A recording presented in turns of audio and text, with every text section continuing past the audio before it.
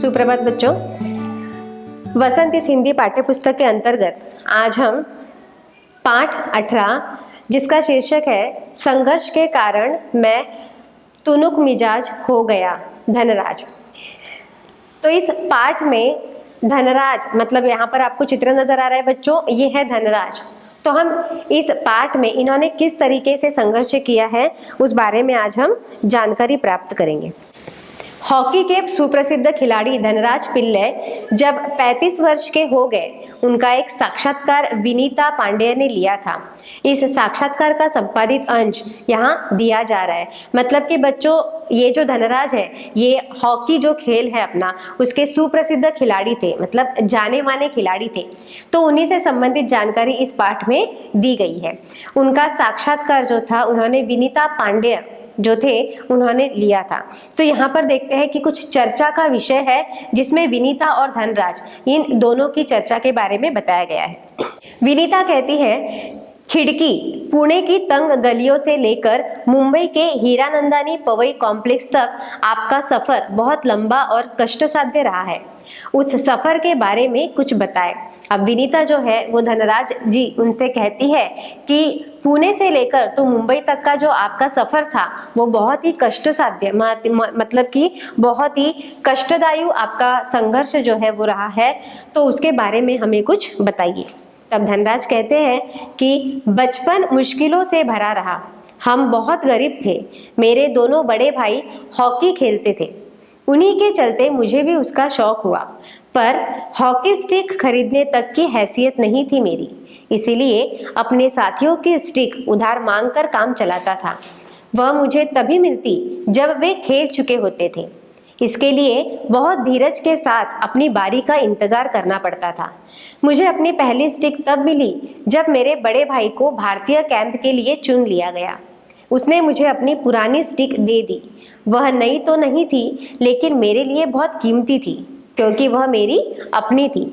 जब विनीता ने धनराज जी से उनके सफ़र के बारे में पूछा, तब धनराज जी ने बहुत गहरे मन से उन्होंने अपने जीवन के बारे में बताया कि उनका जो बचपन था वो बड़े मुश्किलों में गया था, क्योंकि उनकी जो परिस्थिति थी तब वे बहुत गरीब थे और उनके दो भाई थे। वे दोनों भाई हॉकी खेलते थे क्योंकि उन्हें शौक था, और ये जो धनराज है ये अपने भाई के साथ रह रहकर उन्हें भी हॉकी स्टिक का शौक हुआ। पर ये जो धनराज थे, इन्हें हॉकी की स्टिक खरीदने के लिए इनकी हैसियत नहीं थी, मतलब उनके पास उतने पैसे नहीं थे कि वे हॉकी स्टिक खरीद सके। पर वो अपने मित्रों से उधार मांगते थे। पर उनके मित्र भी उन्हें कब देते थे? जब उनका पूरा मन भर जाता था, जब वे पूरी तरीके से हॉकी खेल लेते थे, उसके बाद धनराज को वे स्टिक देते थे। और धनराज भी बहुत मन से इच्छा थी उसकी खेलने की, पर उन्हें बहुत धीरज रखना पड़ता था, उन्हें अपनी बारी का इंतजार करना पड़ता था। धनराज को पहली स्टिक तब मिली जब उनके बड़े भाई को भारतीय कैंप के लिए चुना गया। तब उनके बड़े भाई ने धनराज को पहली स्टिक दी थी। पर वो जो पहली स्टिक थी वो बड़ी पुरानी थी, पर धनराज के लिए वो जो स्टिक थी भी बड़ी कीमती थी, क्योंकि उसकी खुद की वो स्टिक थी, उसे पूरी तरीके से वो स्टिक दी गई थी और इस तरीके से वह उस स्टिक को बहुत कीमती मानता था।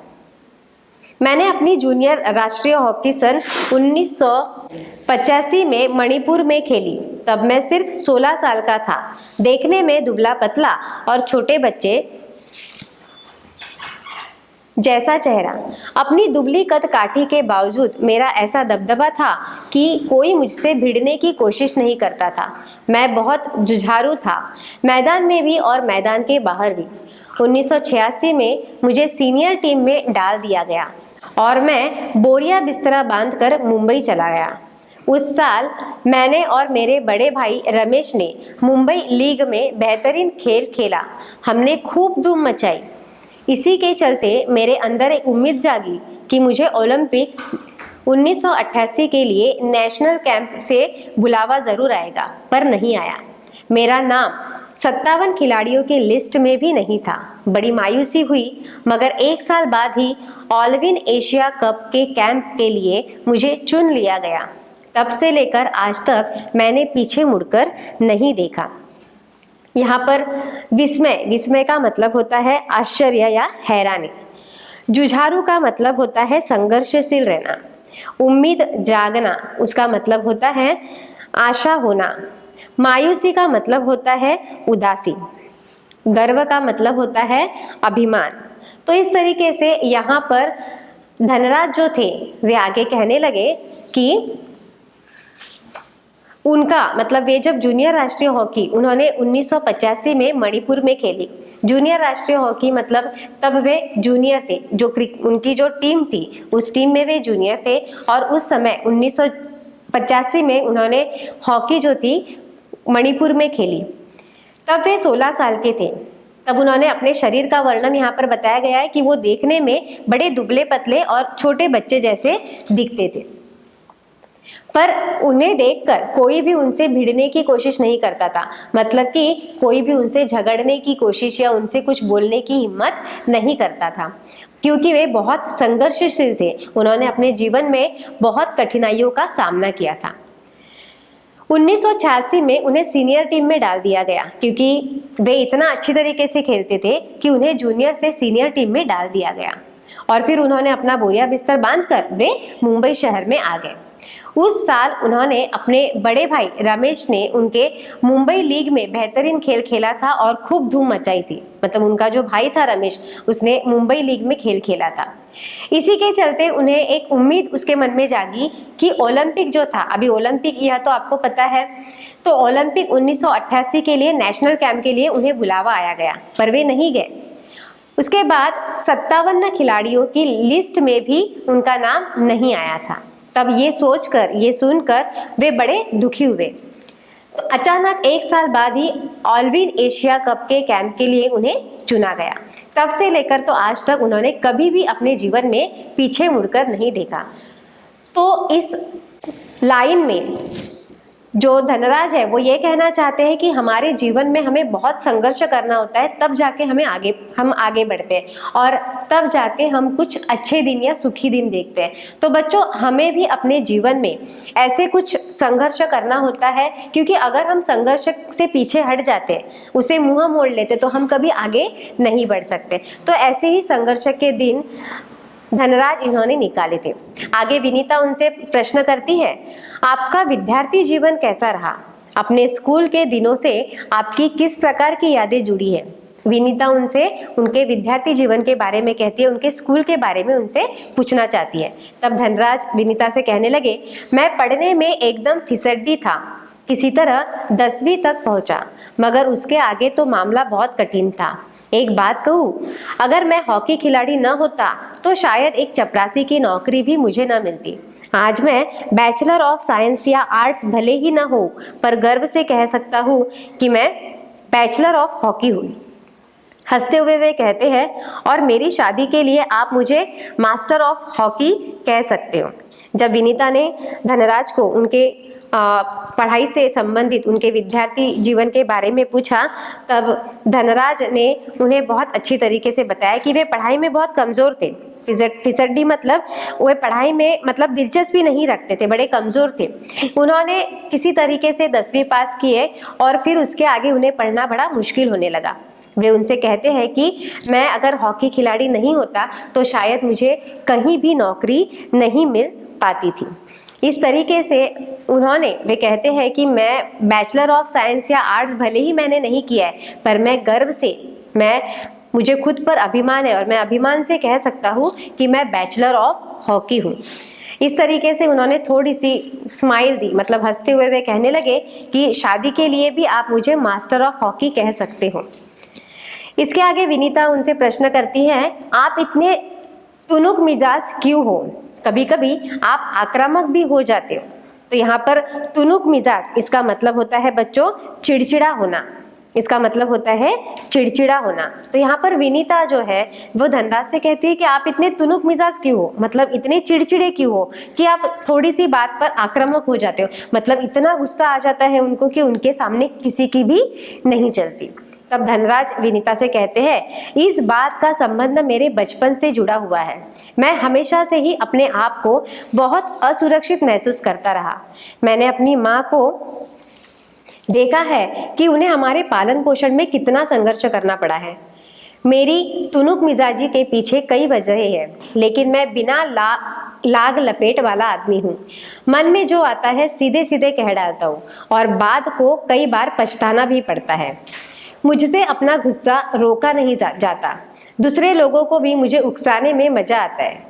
मुझे जिंदगी में हर छोटी बड़ी चीज के लिए जूझना पड़ा जिसमें मैं चिड़चिड़ा हो गया हूँ। साथ ही साथ मैं बहुत भावुक इंसान भी हूँ। मैं किसी को तकलीफ में नहीं देख सकता। मैं अपने दोस्तों और अपने परिवार की बहुत कद्र करता हूँ। मुझे अपनी गलतियों के लिए माफी मांगने में कोई शर्म महसूस नहीं होती। तब धनराज जो थे उन्होंने बहुत अच्छी तरीके से उन्हें जवाब दिया। वे कहने लगे कि मेरा ये जो तुनुक मिजाज स्वभाव है ये मेरा बचपन से ही है, क्योंकि मैं जब छोटा था तब मुझे सुरक्षितता नहीं मिली, क्योंकि उसकी माँ जो थी, उनकी माँ या पिता, उन्होंने बिल्कुल भी उनके तरफ ध्यान नहीं दिया। कहते हैं ना कि बचपन में हमें जो माँ बाप का प्यार मिलना चाहिए वही प्यार इस धनराज इन्हें नहीं मिल पाया। वे कहते हैं कि बचपन में उन्होंने अपनी माँ को बहुत संघर्ष करते हुए देखा है, क्योंकि उनकी माँ ने जब इन्हें पाला तब उन्होंने बहुत ही संघर्ष का सामना किया। तो वही सब परिस्थितियों को देखते देखते ये जो धनराज थे ये चिड़चिड़े हो गए। ये कहते हैं कि मेरे मन में जो कुछ आता है मैं सामने ही कह डालता हूँ। मैं पीठ पीछे किसी की बातें नहीं कहता हूँ। अगर मुझे किसी की बात बुरी लगती है तो मैं सीधे सीधे उन्हें जवाब दे देता हूँ, पर बाद में मुझे बहुत बुरा लगता है। उन्हें बाद में खुद के ऊपर पछतावा होता है कि अरे मुझे ऐसा नहीं कहना चाहिए था, पर क्या करें। वो कहते हैं कि मैं मेरा गुस्सा नहीं रोक सकता। पर आगे वो कहते हैं कि मैं भावुक इंसान भी हूँ। किसी का दुख मैं नहीं देख सकता। मेरे परिवार और मेरे जो साथी है मैं उनकी बहुत कद्र करता हूँ, ऐसा वे आगे कहते हैं। और एक लाइन उन्होंने बहुत अच्छी यहाँ पर कही है बच्चों। वे कहते हैं मुझे अपनी गलतियों के लिए माफ़ी मांगने में कोई शर्म महसूस नहीं होती। हम देखते हैं, आप लोग भी फ्रेंड्स हो, आप लोग भी जब स्कूल में आते हो, आप लोगों के साथ अगर कोई झगड़ा हो जाता है या कुछ थोड़ी सी बहस हो जाती है तो आप में भी ऐसे कुछ होगे कि आप लोगों को खुद की गलती पर माफ़ी मांगने में आपको शर्म आती है कि मैं क्यों माफ़ी मांगूं। पर यहाँ पर धनराज कहते हैं कि मेरी अगर गलती होती है, मुझसे अगर कोई गलती होती है तो मुझे माफ़ी मांगने में कोई भी शर्म महसूस नहीं होती। मैं तुरंत सामने वाले इंसान से माफ़ी मांग लेता हूँ। आगे विनीता उनसे कहती है आपके परिवार की आपके लिए क्या अहमियत है। तब धनराज कहते हैं सबसे अधिक प्रेरणा मुझे अपनी माँ से ही मिली। उन्होंने हम सब भाई बहनों में अच्छे संस्कार डालने की कोशिश की। मैं उनके सबसे नज़दीक हूँ। मैं चाहे भारत में रहूँ या विदेश में, रोज रात में सोने से पहले माँ से जरूर बात करता हूँ। मेरी माँ ने मुझे अपनी प्रसिद्धि को विनम्रता के साथ संभालने की सीख दी है। मेरी सबसे बड़ी भाभी कविता भी मेरे लिए माँ की तरह है और वह भी मेरे लिए प्रेरणा स्रोत रही है। जब विनीता ने उनके परिवार के बारे में उनसे पूछा तब वे कहते हैं कि परिवार में सबसे अधिक वे अपने माँ के करीब हैं। साथ ही वे अपने बड़ी भाभी जिनका नाम है कविता, वे भी उन्हें अपनी माँ के समान मानते हैं, क्योंकि वे भी उन्हें हर समय प्रेरणा देते थे और इस तरीके से वे भी अपने भाभी को एक प्रेरणा स्रोत मानते हैं। इस तरीके से वे कहते हैं कि मैं जब भारत में रहूं या विदेश में रहूं, सोने से पहले मैं सबसे पहले अपनी माँ से बात जरूर करता हूँ, क्योंकि उन्हें बात करते बिना उनकी रात नहीं कटती होगी और उन्हें जो है अपनी माँ से बहुत प्यार है। आगे विनीता कहती है आपने सबसे पहले कृत्रिम घास एस्ट्रोटर्फ पर हॉकी कब खेली। तब धनराज कहते हैं मैंने सबसे पहले कृत्रिम घास तब देखी जब राष्ट्रीय खेलों नेशनल्स में भाग लेने 1988 में नई दिल्ली आया। मुझे याद है कि किस तरह सोमैया और जोक्विन कार्वाल्हो मुझे एक कोने में ले जाकर कृत्रिम घास पर खेलने के गुर बता रहे थे और जब वे बताने में लगे हुए थे मैं झुक झुक कर उस मैदान को छू रहा था। मुझे विश्वास ही नहीं हो रहा था कि विज्ञान इस कदर तरक्की कर सकता है जिससे कृत्रिम घास तक उगाई जा सके। जब विनीता ने उनसे प्रश्न किया कि कृत्रिम घास इसके बारे में तुम क्या कहना चाहते हो, मतलब वहाँ पर तुमने कब हॉकी खेली, तब वे कहते हैं कि सन 1988 में जब वे राष्ट्रीय खेलों में भाग लेने दिल्ली गए थे तब उन्होंने पहली बार कृत्रिम घास देखी थी और उन्हें यकीन ही नहीं हो रहा था कि विज्ञान इतनी भी तरक्की कर चुका है। कृत्रिम घास जो है वो हम उगा सकते हैं। आप देखते हो कि जो क्रिकेट आप इसमें देखते हो 2020 जो मैच है उसमें भी मैदान पर जो घास होती है वो कृत्रिम घास ही होती है। तो ये सारे जो है संशोधन, ये सब विज्ञान ने किए हुए संशोधन है। आगे विनीता कहती है, हर युवक का यह सपना होता है कि उसके पास एक कार हो। आपके पास अपनी पहली कार कब आई? विनीता ने उनसे पूछा कि आपके पास आपकी पहली कार जो थी तब आपने कब ली थी? तब धनराज कहते हैं, मेरी पहली कार एक सेकेंड हैंड अरमड़ा थी जो मुझे मेरे पहले के एम्प्लॉयर ने दी थी। तब तक मैं काफ़ी नामी खिलाड़ी बन चुका था, मगर यह कोई ज़रूरी नहीं कि शोहरत पैसा साथ लेकर आए। मैं तब भी मुंबई की लोकल ट्रेनों और बसों में सफ़र करता था, क्योंकि टैक्सी में चढ़ने की हैसियत मुझ में नहीं थी। मुझे याद है, एक बार किसी फोटोग्राफर ने एक भीड़ से भरे रेलवे स्टेशन पर मेरी तस्वीर खींचकर अगली सुबह अखबार में यह खबर छाप दी कि हॉकी का सितारा पिल्ले अभी भी मुंबई की लोकल ट्रेनों में सफ़र करता है। उस दिन मैंने महसूस किया कि मैं एक मशहूर चेहरा बन चुका हूँ और मुझे लोकल ट्रेनों में सफ़र करने से बचना चाहिए। लेकिन मैं कर ही क्या सकता था? मैं जो भी थोड़ा बहुत कमाता उससे अपना परिवार चलाना पड़ता था। धीरे धीरे पैसे जमा करके बहन की शादी की और अपनी माँ के लिए हर महीने पुणे पैसा भेजना शुरू किया। आज मेरे पास एक फोर्ड आइकॉन है जिसे मैंने सन 2000 में खरीदा था, मगर वह किसी कारपोरेट हाउस का दिया हुआ तोहफा नहीं, बल्कि मेरी मेहनत की गाड़ी कमाई से खरीदी हुई कार है। विनीता ने उनसे सवाल किया कि तुमने पहली कार कब खरीदी? तब धनराज कहते हैं कि मेरी पहली कार जो थी वो सेकेंड हैंड थी, अरमाड़ा, जो उनके एम्प्लॉयर ने उन्हें दी थी। पर वो कहते हैं कि मेरे पास कार रहने के बाद भी मैं लोकल ट्रेनों से सफ़र करता था। वे कहने लगे कि मुझे एक दिन याद है कि जब मैं सफ़र कर रहा था तब उस भरे रेलवे स्टेशन में, अब आपको तो पता है कि रेलवे स्टेशन जो होता है वो पूरा भरा होता है, वहाँ पर लोगों की गर्दी बहुत रहती है, लोगों का जमाव बहुत रहता है।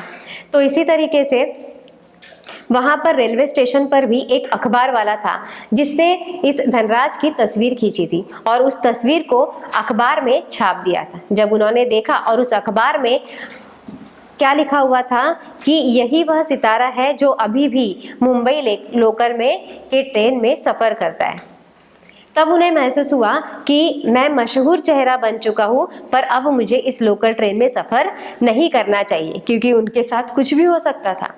पर वो कर क्या सकते थे?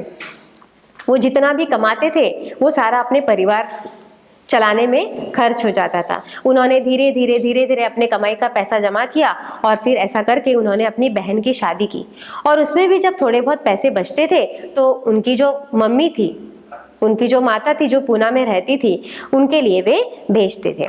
इस तरीके से उनका पैसा बिल्कुल भी बचता नहीं था। पर धीरे धीरे करके उन्होंने फोर्ड आइकॉन जो कार थी वो उन्होंने 2000 में खरीदी। वे कहते हैं कि ये जो गाड़ी थी ये मुझे किसी ने तोहफा नहीं करके नहीं दी थी, मैंने अपनी मेहनत से वह मैंने खरीदी थी। विनीता कहती है, सफलता का आपके लिए क्या महत्व है? हॉकी को आपने इतना कुछ दिया, इसके बदले आपको क्या मिला? धनराज कहते हैं, कुछ रुपए इनाम में मिले थे, मगर आज खिलाड़ियों को जितना मिलता है उसके मुकाबले में पहले कुछ नहीं मिलता था। मेरी पहली जिम्मेदारी थी परिवार में आर्थिक तंगी को दूर करना और उन सबको एक बेहतर जिंदगी देना। विदेश में जाकर खेलने से जो कमाई हुई उससे मैंने 1994 में पुणे के भाऊ पाटिल रोड पर 2 बेडरूम का एक छोटा सा फ्लैट खरीदा। घर छोटा जरूर है पर हम सबके लिए काफ़ी है। 1999 में महाराष्ट्र सरकार ने मुझे पवई में एक फ्लैट दिया। वह ऐसा घर है जिसे खरीदने की मेरी खुद की हैसियत कभी नहीं हो पाती। विनीता ने जब उन्हें पूछा कि तुमने हॉकी को इतना महत्व दिया है, उसी हॉकी ने तुम्हें क्या दिया? तब वे बहुत अच्छी तरीके से उन्होंने जवाब दिया कि आरंभ में वे जो थे उनके पास पैसे की कमी नहीं थी, पैसे थे, पर उनके जो सारे पैसे हैं वो सारे पैसे उनके खर्च हो जाते थे। उन्होंने अपने बहन के शादी के लिए वो पैसा खर्चा किया था। पर वे कहते हैं कि आज जब उन्हें इनाम में, मतलब कभी कभी होता था कि उन्हें कोई इनाम में पैसे मिलते थे, तो इस तरीके से वे कहते हैं कि आज खिलाड़ियों को जितना पैसा मिलता है उतना तब हमें पैसा नहीं मिलता था। मेरी पहली जिम्मेदारी मेरी परिवार थी, क्योंकि मेरे परिवार को मुझे संभालना था, पर मेरे पास इतना पैसा नहीं था कि मैं अपने परिवार को भी अच्छी तरीके से पाल सकूं। वे कहते हैं कि विदेश में जाकर वे खेलते थे और उसमें जो कमाई हुई थी उन्होंने तब 1994 में पुणे के भाऊपाटी रोड पर उन्होंने 2 बेडरूम वाला एक छोटा सा फ्लैट खरीदा था। वो फ्लैट उन्हें बहुत छोटा लगता था, पर फिर भी उन्होंने वो फ्लैट खरीद कर वे वहाँ पर सुखी थे। तब 1999 में महाराष्ट्र सरकार ने उन्हें पवई इस शहर में एक बड़ा फ्लैट खरीद कर दिया था। वो घर इतना बड़ा था कि धनराज कहते हैं कि वो घर खरीदने की हैसियत भी मुझ में नहीं थी, शायद मैं वह घर आज भी नहीं खरीद पाता था। आगे विनीता कहती है, सेलिब्रिटीज के साथ एक ही मंच पर बैठना कैसा लगता है? धनराज कहते हैं, बहुत अच्छा। जब हम राष्ट्रपति से मिले तब यह महसूस हुआ कि हम कितने खास हैं। हॉकी ही है जिसके चलते हर जगह प्रतिष्ठा मिली। विनीता कहती है कि जब तुम सेलिब्रिटीज मतलब जो अतिथि होते हैं, जो मुख्य अतिथि होते हैं, जिनका बहुत नाम होता है, जो मशहूर होते हैं, जो प्रसिद्ध होते हैं, जब तुम ऐसे लोगों के साथ मंच पर बैठते हो तो तुम्हें क्या महसूस होता है, कैसा फीलिंग्स होते हैं? तब धनराज कहते हैं कि मुझे बहुत अच्छा लगता है जब मैं उन सेलिब्रिटीज़ के साथ बैठता हूँ, जब मैं उनसे बातें करता हूँ, और ये सारी जो है बातें ये मुझे हॉकी से मिली है। अगर आज मैं हॉकी में नहीं होता, मैं अगर हॉकी नहीं खेलता तो शायद आज मैं किसी छोटी जगह पर रहता और आज मैं छोटा ही होता। आज मैं इन सेलिब्रिटीज़ के साथ नहीं बैठ पाता, मैं उनके संपर्क में कभी नहीं रहता।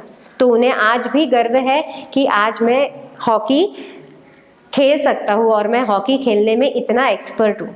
तो इस तरीके से इस पाठ में हमने देखा कि धनराज जो थे उन्होंने अपने जीवन के बारे में इसमें बताया कि उन्होंने सबसे पहले कैसा संघर्ष किया, और जब वे हॉकी में आए और जब वे पहले जूनियर राष्ट्रीय हॉकी बने और फिर उन्होंने सीनियर राष्ट्रीय हॉकी में पदार्पण किया, उसके बाद उनका जीवन जैसे सुखमय बन गया। उनके दिन थे वो धीरे धीरे अच्छे दिन आने लगे, पर फिर भी उन्होंने कभी घमंड नहीं किया। उन्होंने इसमें एक लाइन ये भी कही है कि हमें पैसा जो है उसका कभी भी हमें घमंड नहीं करना चाहिए, क्योंकि हर बार जो है पैसा हमें काम नहीं आता है। तो इस तरीके से इस पाठ में हमने धनराज इनके जीवन गाथा के बारे में पढ़ा है। इसी तरीके से यह पाठ यहीं पर समाप्त होता है। धन्यवाद।